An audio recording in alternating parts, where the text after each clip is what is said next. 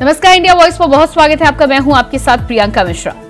छत्तीसगढ़ में होने वाले विधानसभा चुनाव के लिए कांग्रेस और बीजेपी की ओर से 90 सीटों पर तस्वीर साफ होने के बाद से ही छत्तीसगढ़ में सियासी घमासान के बीच आरोप प्रत्यारोप का दौर तेज हो चुका है, जिसके बाद छत्तीसगढ़ में धर्म का मुद्दा एक बार फिर से गरमाने लगा है। कांग्रेस जहां बीजेपी पर राम के नाम पर वोट और नोट मांगने का आरोप लगा रही है, तो वहीं भाजपा कांग्रेस पर तुष्टीकरण की राजनीति करने की बात कह रही है। एक और बीजेपी राम मंदिर पर अपना वचन निभाने की बात कह रही है, तो वहीं कांग्रेस का कहना है कि राम राम कहने वाले बीजेपी को कौशल्या माता की ना कभी याद आई, ना कभी छत्तीसगढ़ की जनता की। तो देखना ये होगा कि अब अपने अपने राम का जो दौर छत्तीसगढ़ में शुरू हुआ है, वो किसकी चुनावी नैया को पार लगाता है। बड़ा सवाल यहां पर यही है कि छत्तीसगढ़ में जिस तरह से बीजेपी और कांग्रेस के बीच में लगातार सियासी घमासान जारी है, एक तरफ राम मंदिर की बात हो रही है, दूसरी तरफ धर्म की बात हो रही है। ऐसे में ये धर्म और साथ ही साथ भगवान राम अब दोनों ही पार्टियों में से किसकी चुनावी नैया पार लगाते हैं, ये आने वाले चुनाव के नतीजे ही बताएंगे।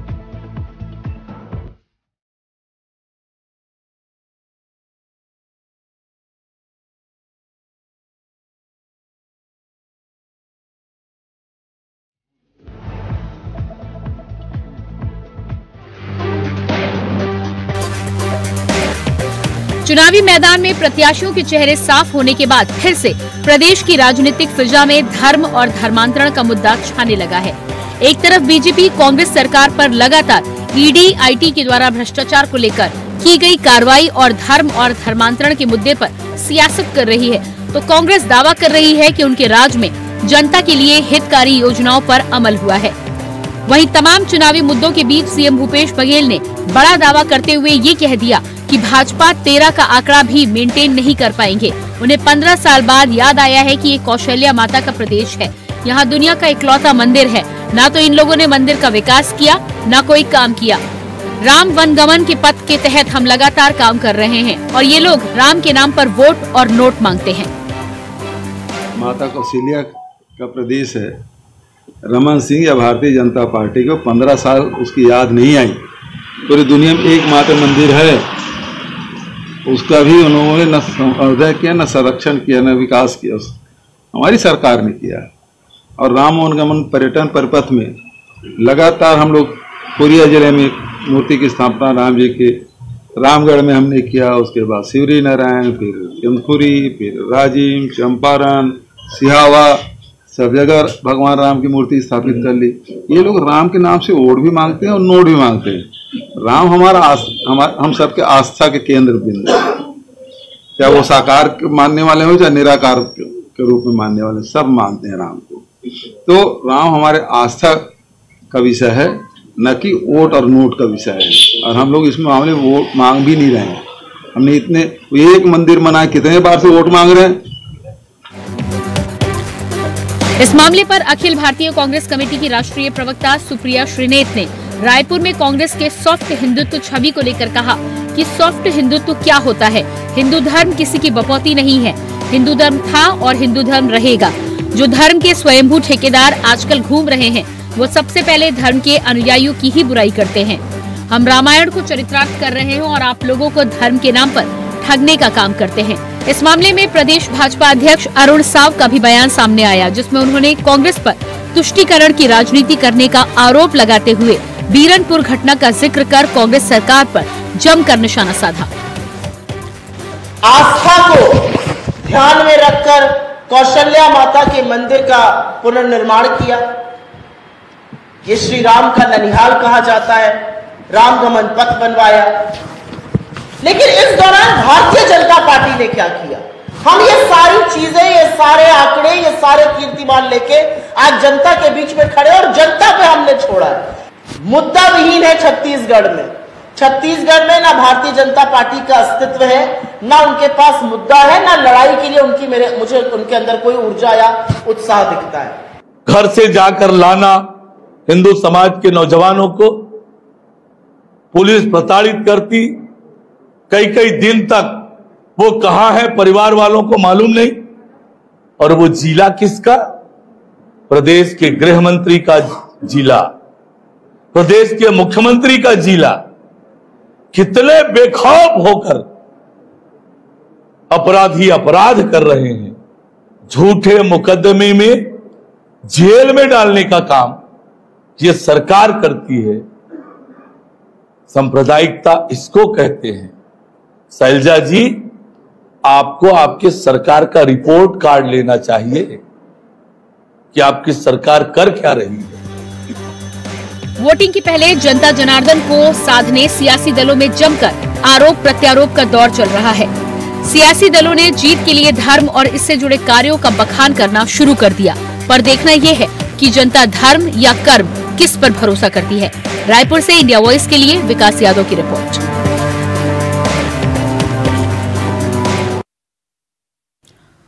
तो छत्तीसगढ़ में जिस तरह से एक बार फिर से धर्म और धर्मांतरण का मुद्दा गरमाने लगा है, ऐसे में चुनाव से ठीक पहले भारतीय जनता पार्टी और कांग्रेस दोनों ही कहीं न कहीं धर्म को लेकर एक दूसरे पर आरोप प्रत्यारोप जड़ते हुए नजर आ रहे हैं। बड़ा सवाल यहां पर यह भी है कि जिस तरह से दोनों लोग अपने अपने राम की बात करते हुए नजर आ रहे हैं, आने वाले चुनाव में किस पार्टी को इसका फायदा मिलेगा, इसी पर आज हम बातचीत करेंगे। सबसे पहले अपने मेहमानों से आपका परिचय करा देती हूँ। हमारे साथ अंशुल मिश्रा, कांग्रेस प्रवक्ता, जुड़ चुके हैं, बहुत स्वागत है आपका। इसके अलावा के शर्मा जी, वरिष्ठ पत्रकार, हमारे साथ जुड़े हैं, आपका भी बहुत बहुत स्वागत है। अंशुल, जिस तरह से भारतीय जनता पार्टी पर तो हमेशा ही निशाना साधा जाता है और कहा जाता है कि धर्म के नाम पर, राम मंदिर के नाम पर हर बार उन्होंने सरकार बनाई है, एक बार फिर से 2024 में मुद्दा है। लेकिन क्या लगता है आपको, छत्तीसगढ़ में आखिर आपको भी जरूरत आन ही पड़ी कौशल्या माता को याद करने की? कौशल्या माता को याद करने की राजनीतिक तौर पर याद आई ऐसा नहीं है मोहतरमा, यह हमारा परम कर्तव्य था, यह हमारी परम जिम्मेदारी थी कि कौशल्या माता का मंदिर जो पूरे विश्व में एक है, जहां से राम भगवान जिसे अपनी माँ है, जिनकी माँ है, उसका अगर मंदिर का जीर्णोद्धार हम करा रहे हैं तो वह हम समझते हैं कि हम धर्मपरायण राजनीति कर रहे हैं, हम उस पर वोट मांगने नहीं जा रहे हैं या हम उसके ऊपर किसी की राजनीति करें या ध्रुवीकरण करने नहीं जा रहे हैं। एक बार स्पष्ट कर दूं आपको। और दूसरी बात मैं आपको स्पष्ट कर देना चाहता हूं, आपको मेरी आवाज आ रही है? जी बिल्कुल बिल्कुल, आप अपनी बात पूरी करें। जी, मैं आपको दूसरी बात स्पष्ट कर देना चाहता हूं।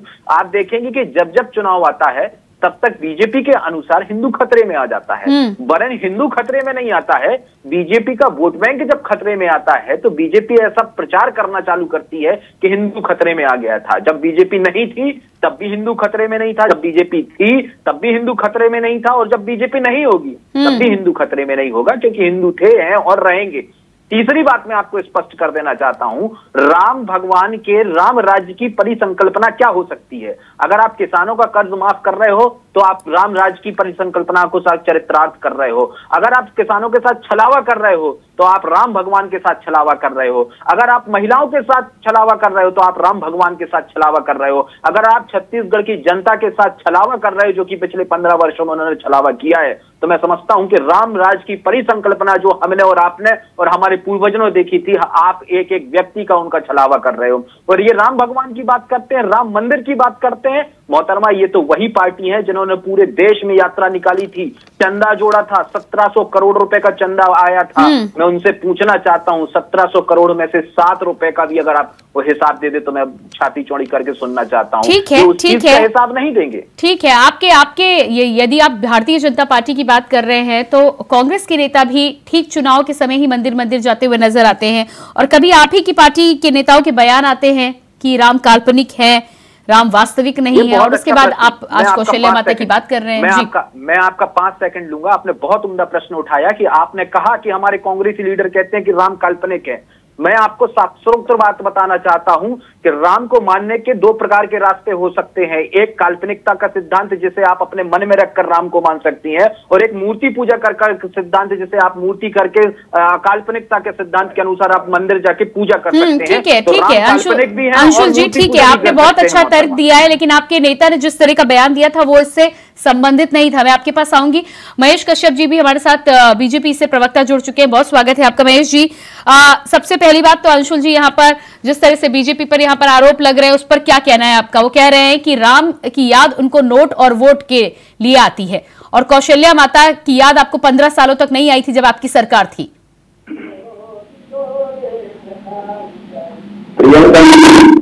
भारतीय जनता पार्टी का जन्म एक विचारधारा से पैदा हुआ है, एक राष्ट्रवाद को लेकर, एक सिद्धांत को लेकर। कांग्रेस पार्टी की तरह कोई परिवारवाद को लेकर पैदा हुआ पार्टी नहीं है। और भारतीय जनता पार्टी शुरू से ही राम जन्मभूमि आंदोलन को लेकर, राम जन्मभूमि को लेकर, राम को लेकर इस देश में लगातार चलती आई है। और जो अयोध्या की राम मंदिर की बात करते हैं, कांग्रेस को मित्रों को पूछना चाहूंगा, 1500 ईस्वी में बाबर ने राम मंदिर को तोड़ा था। 550 वर्ष के इतिहास में 4.5 लाख लोग बलिदान दिए, लेकिन वहां मंदिर नहीं बना।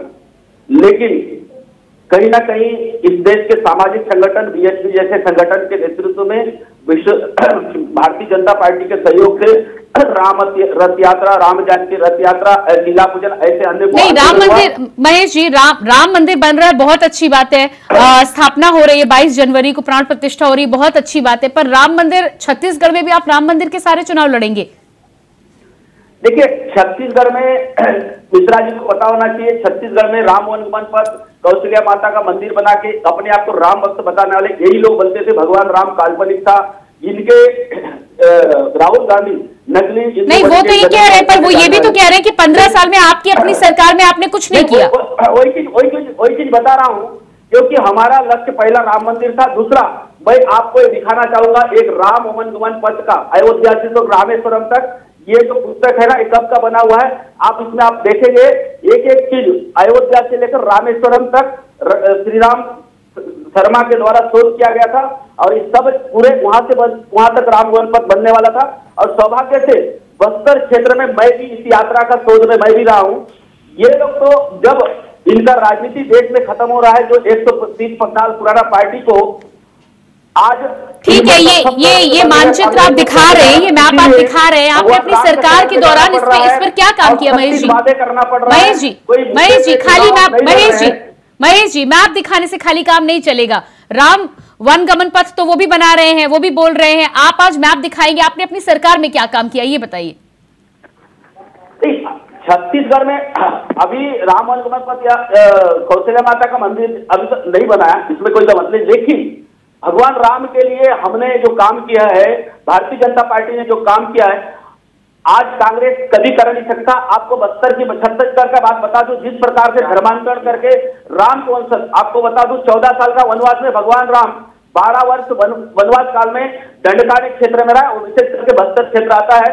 बस्तर क्षेत्र का हर व्यक्ति राम नाम लिखता है, आयतुराम, इडमोराम, संतुराम, बैतुराम। लेकिन उन समाज को धर्मांतरण करके ईसाईकरण कर दिया जा रहा है। और आज अंशुल जी जवाब दीजिएगा, अंशुल जी जवाब दीजिएगा। इसका प्रदेश अध्यक्ष उसी क्षेत्र में जाता है, मान्यवर मेरे क्षेत्र में धर्मांतरण में नहीं जाता। ये कांग्रेस से प्रश्न किया गया है, आपसे प्रश्न किया गया था कि आपने पिछले 15 वर्षों में क्या किया। जनता को पता चल गया कि आपने क्या किया, क्योंकि आप कुछ नहीं बता पाए। अब धर्मांतरण की मैं बात कर देना चाहता हूं। धर्मांतरण संविधान की पुस्तक में कंडिका क्रमांक 25 से लेकर 29 तक महोदय यह लिखा है कि ईश्वर अल्लाह को प्राप्त करने के अलग अलग मार्ग हैं और प्रशस्त किए जाते हैं। उस मार्ग को जो भी जैसे अपनाना चाहता है वह स्वतंत्र है। मेरे स्वतंत्र भारत का यह अधिकार है, एक बात। लेकिन जबरैया धर्मांतरण जो होता है वह कानूनन अपराध है। माननीय मुख्यमंत्री जी ने अभी तक यह कहा है कि एक भी मामला अगर आप बता देंगे उस पर कड़ी कार्रवाई की गई। पूरी बीजेपी ने आज दिनांक तक एक भी कार्रवाई नहीं करते हुए एक भी मामला लेकर नहीं आए। और बल्कि ये कहा जाता था कि 15 वर्षों में सबसे ज्यादा मिशनरीज बनवाने का अगर काम किसी ने किया है तो आदरणीय तथाकथित आदरणीय मुख्यमंत्री जी, पूर्व मुख्यमंत्री जी रमन सिंह जी ने किया था। देश में सबसे ज्यादा मिशनरीज बनी थी सर, तो उसमें क्या होता था? आप ही के नेता को घर वापसी का प्रोग्राम चलाना पड़ता था। के शर्मा जी के पास, अंशुल जी के शर्मा जी के पास में जाऊंगी, हमारे साथ वरिष्ठ पत्रकार भी जुड़े हैं।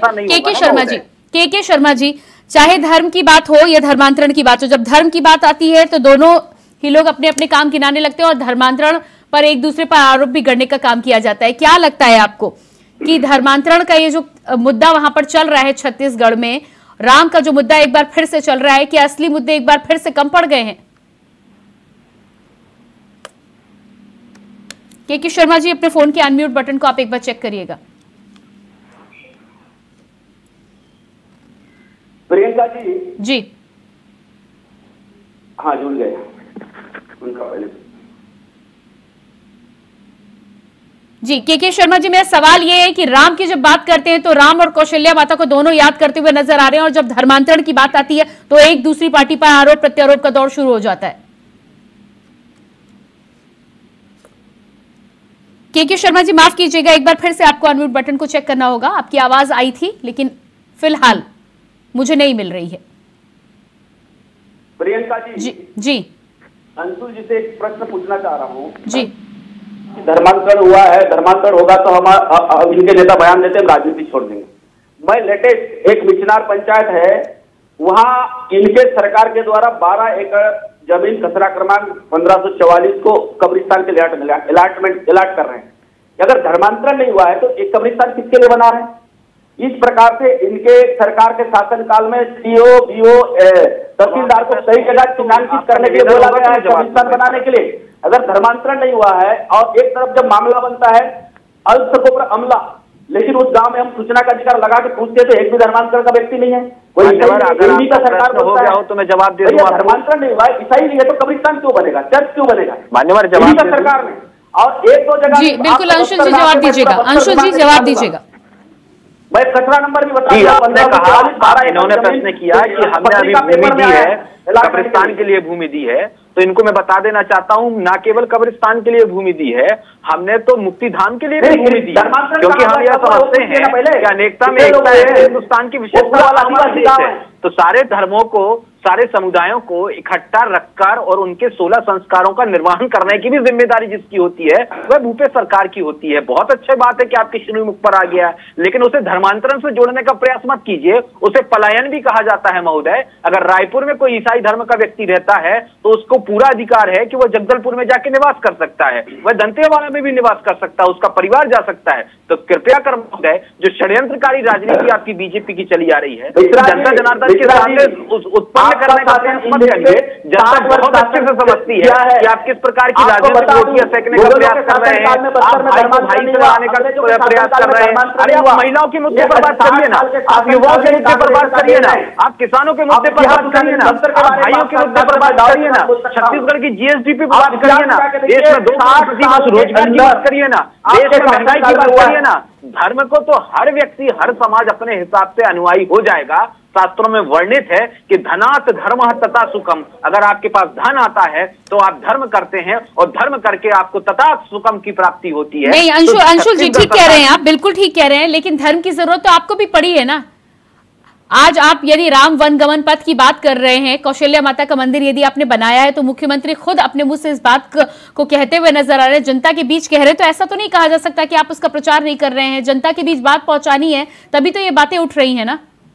आप तो मुख्यमंत्री जी की आम सभा का कोई भी एक वक्तव्य उठाकर दिखा दीजिए मुझे। मैं चैलेंज के साथ कहना चाहता हूं कि अगर 3 शब्दों पर अगर उन्होंने कोई भी बयान दिया हो। हाँ, मीडिया की बात अलग है, क्योंकि नाना प्रकार के पत्रकार उनसे जब प्रश्न पूछते हैं तो हमारी जिम्मेदारी बनती है उनको जवाब देने की। चौथी बात आपको मैं बता दूं कि जब हम जिम्मेदारी से उनको जवाब देते हैं तो हम झूठ नहीं बोलते इनकी तरह, जो 1700 करोड़ रुपए आज का 2600 करोड़ रुपए डकार के सो गए और जवाब नहीं दे रहे हैं। नहीं, फिर तो आप कह रहे हैं कि आप जा सकती हैं अंशुल जी, इसके बाद आप कह रहे हैं कि आप धर्म के नाम पे राजनीति नहीं करते। आपने मंदिर बनवाया तो आप उसका गुणगान तो कर रहे हैं ना, बखान तो कर रहे हैं ना, और क्या होती है राजनीति? धर्म के आधार पर राजनीति करना और धर्म परायण राजनीति करना, मैं समझता हूं बहुत बड़ा अंतर है। जमीन आसमान का फर्क के अंतर के बराबर है, क्षितिज के अंतर के बराबर है। मैं वो अंतर मैं समझ देना चाहता हूं। मैंने आपसे अभी यह कहा कि हम जो कह रहे हैं अगर वह साक्ष्य सही नहीं है तो आप प्रश्नवाचक चिन्ह उठा सकती हैं, लेकिन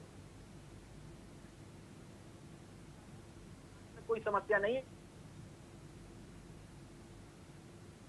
नहीं है। और पता नहीं कितना बड़ा कह देते हैं। लोगों ने तो ये भी कहा था मुझे 100 दिन दे दीजिए, मैं महंगाई देश को खत्म कर दूंगा, लेकिन आज उनसे कोई नहीं पूछता कि 100वां दिन आपका वो कब आएगा। मैं पेट्रोल डीजल के दाम 35 रुपए कर दूंगा, लेकिन बड़े बड़े होर्डिंग्स लगे होते हैं, किसान सम्मान निधि के होर्डिंग्स लगे रहते हैं, लेकिन 100 रुपए का पेट्रोल आज आपको और हमको मिल रहा है। जो हम कह रहे हैं हम वो कर रहे हैं, जो हम कर रहे हैं वो उसको कहने में कोई गुरेज नहीं है। और तीसरी बात, आम सभा में हमने एक बार भी नहीं कहा, हमने ये नहीं कहा कि हमने ये किया कि वो किया। हम ये कहते हैं कि जनता जनार्दन की सेवा हम कर रहे हैं, जो हमने कराए इन्हीं के सरकार। महेश जी अंशुल जी का तो साफ कहना है कि वो धर्म परायण राजनीति करते हैं, और दूसरी बात जब उनसे सवाल पूछा है तो मजबूरन उन्हें बोलना पड़ता है। लेकिन आप तो लगातार धर्म की बात करते हैं ना। जब लगातार आप धर्म की बात करते हैं तो क्या राम मंदिर के सहारे हर जगह आप चुनाव लड़ेंगे? दूसरी बात, छत्तीसगढ़ में आपने लगातार भ्रष्टाचार की बात उठाई, लेकिन तमाम मुद्दे उठाने के बाद एक बार फिर से आखिर आपको धर्म का सहारा लेना ही पड़ गया। देखिए धर्म का सहारा, देखिए धर्म को अगर धर्म को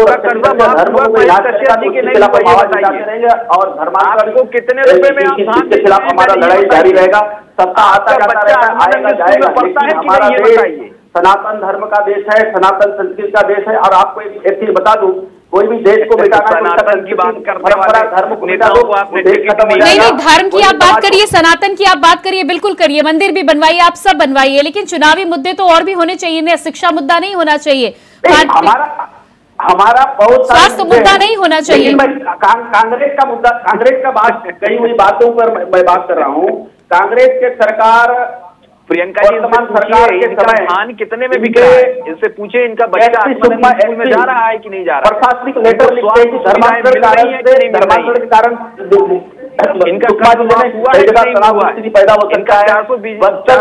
बिजली का बिल हाफ हुआ है नहीं हुआ है? के शर्मा जी हमारे साथ जुड़े, मैं एक बार फिर से आपके पास आना। के शर्मा जी, मेरी आवाज आपको मिल पा रही है? नारायणपुर क्षेत्र में ओरछा।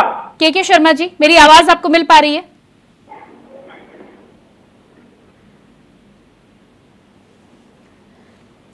ठीक है, आती हूं, मैं आपके पास दोबारा आती हूं। अंशुल जी, लगातार जिस तरह से हम मुद्दों की यहाँ पर बात कर रहे हैं, मुद्दों पे बात होनी चाहिए, मुद्दों पर चुनाव भी होने चाहिए, लेकिन यहाँ पर मैं आपसे मेरा आपसे सवाल यही है कि लंबी आपकी सरकार चली है, लोकप्रिय मुख्यमंत्री हैं, लगातार स्टार प्रचारक के तौर पर काम भी करते हुए अलग अलग जगहों पर नजर आते हैं, फिर आपको क्या जरूरत है? यदि आप मुद्दे आपके पास है, यदि आपने काम किया है, तो फिर आपको धर्म से धर्म का जवाब देने की क्या जरूरत पड़ी है? हम तो कह रहे हैं ना इनसे, मैं तो आपके ओपन डिबेट में कह रहा हूं कि कश्यप जी से पूछिए कि इनका कर्जा माफ हुआ कि नहीं हुआ, 400 बिजली यूनिट तक इनका बिजली बिल हाफ हुआ कि नहीं हुआ, इनका बच्चा आत्मानंद स्कूल में जाके पढ़ाई कर रहा है कि नहीं कर रहा है, वो भी इंग्लिश मीडियम में पढ़ाई कर रहा है कि नहीं कर रहा है। इनसे पूछिए कि इनका जो समर्थन मूल्य है 2500 से ऊपर जो धान का मूल्य है वो बिक रहा है कि नहीं। महेश जी जवाब दीजिएगा, महेश जी जवाब दीजिएगा। समर्थन मूल्य इनको मिल रहा है कि नहीं मिल रहा है? 24 घंटे बिजली महेश जी जवाब दीजिएगा। अंशुल जी तो कह रहे हैं कि चौतरफा विकास किया है, आपको भी लाभ मिला है। वही मैं तो रमन सिंह जी भी मानते हैं, अगर विकास के मुद्दे पे लड़े होते तो 2018 में भारतीय जनता पार्टी डॉक्टर रमन सिंह के कुशासन के खिलाफ जमीनी स्तर के मुद्दे नहीं लड़ा होता और जीता होता। पौने 5 वर्षों में ये अपने जनता लेकिन उनको मालूम था। अरे महेश जी, अंशुल जी तो सीधे कह रहे हैं कि उन्होंने आपका कर्ज माफ किया है कि नहीं किया है?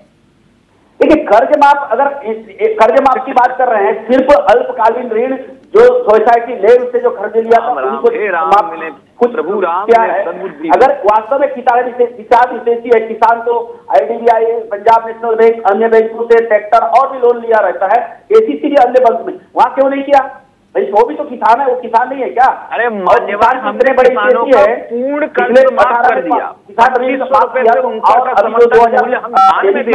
ऋण माफ करने की बात कर रहे हैं। आपको मिल रहा है कि नहीं मिल रहा? रमन सिंह जी 5 साल किसान को माफ कर 400 यूनिट बिजली का बिल मतलब। महेश जी अभी आपने बोला कि कर्ज माफी हुई है, आप भ्रष्टाचार की लगातार बात कर रहे थे, उसके बाद आप बाकी लोगों की, वो तो बोल रहे हैं कि उनकी सरकार आएगी तो वो और भी किसानों का कर्ज माफ करेंगे। वही बोल रहा हूँ ना, मतलब इसका मतलब 5 साल में किसानों को कर्जे तले डुबा दिया, इसीलिए उनको कर्जे माफ करना पड़ रहा है। अगर यहाँ का किसान इतना मजबूत होता, किसान काम नहीं किया होता तो आज ये घोषणा नहीं करना पड़ता। अगर किसान को इतना बड़े तो 5 साल हर साल किसान को कर्ज माफ करना चाहिए।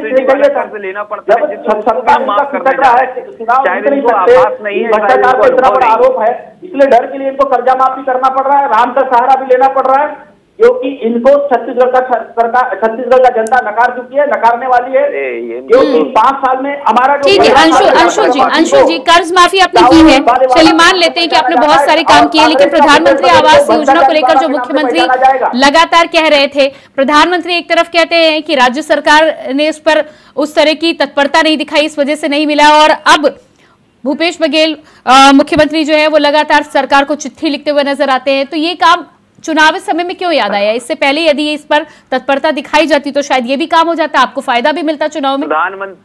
प्रधानमंत्री आवास को लेकर पिछले 5 सालों का काम हम आपको गिना देना चाहते हैं। हमने सर्वप्रथम पत्राचार किया था आज से 3 साल पहले। हमने यह कहा था कि 4,500 रुपए का रेवेन्यू, 4,500 करोड़ रुपए का रेवेन्यू, कोल रेवेन्यू जो था, जो हमारा अधिकार था, उसको लौटा दीजिए, आज दिनांक तक नहीं लौटाया, पूछ लीजिए कश्यप जी से। ठीक है, मैं के शर्मा जी के पास आऊंगी, समय मेरे पास बहुत कम है। के शर्मा जी, प्रधानमंत्री आवास योजना को लेकर अंशुल जी जो कह रहे हैं, इस पर क्या कहना है आपका? वो कह रहे हैं इन्होंने बहुत पत्र लिखे लेकिन काम नहीं हुआ। देखिए, 1 साल का पैसा राज्यांश नहीं होने के कारण 1 साल का जो योजना थी वो रुक गई थी, जिसके चलते हुए बाद में ये क्योंकि राजनीतिक विषय था, बाद में मुख्यमंत्री आवास योजना के नाम से एक नई योजना लॉन्च की गई है जिसमें सबको आवास देने की बात कही गई है। अब प्रधानमंत्री आवास योजना भाजपा का एक महत्वपूर्ण विषय है जिसको लेकर के पूर्व मुख्यमंत्री डॉक्टर रमन सिंह 16 लाख लोगों को आवास देने की बात करते हैं। इसके साथ ही जल जीवन की बात हो, धर्मांतरण भी छत्तीसगढ़ में बड़ा मुद्दा है, जिसके चलते हुए बिशनपुर हत्याकांड के जो उसके जिनकी मृत्यु हुई थी, मां ब्लीचिंग के आरोप लगने बाद उसके बाद उसके पिता को। के शर्मा जी, समय मेरे पास नहीं है, बहुत बहुत धन्यवाद आपका करना चाहूंगी। बहुत धन्यवाद अंशुल जी, बहुत धन्यवाद आपका, और महेश जी आपका भी बहुत बहुत धन्यवाद। तो जिस तरह से छत्तीसगढ़ में लगातार कई राजनीतिक मुद्दों के बीच एक बार फिर से धर्म और धर्मांतरण का मुद्दा उठ रहा है, ऐसे में देखना यह है कि दोनों ही पार्टियों का आरोप प्रत्यारोप का दौर जारी है, लेकिन चुनावी नतीजों में किसको इसका फायदा मिलता है ये आने वाला समय ही बताएगा। फिलहाल हमारे इस कार्यक्रम में इतना ही। खबरों के लिए बने रहिए इंडिया वॉइस के साथ। मुझे दीजिए इजाजत, नमस्कार।